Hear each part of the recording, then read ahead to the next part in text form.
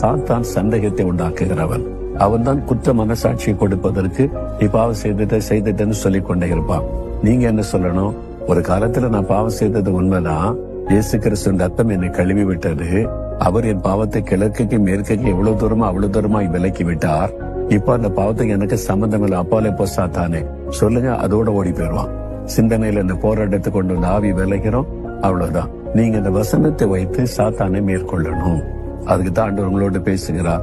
உங்களோட உள்ளத்துல பிசாசு போராடுறான்ல, மகளே உன் மகனே உன்கிட்ட போராடுறான்ல, இந்த வசனத்தை சொல்லி அவனை கடிந்து கொள்ளுங்க.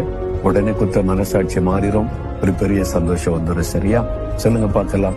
ஆண்டவரே, கிழக்குக்கும் மேற்குக்கும் எவ்வளவு தூரமோ அவ்வளவு தூரமா என் பாவத்தை விலைக்கு போட்டு விட்டீர், அதற்காய் ஸ்தோத்திரம்.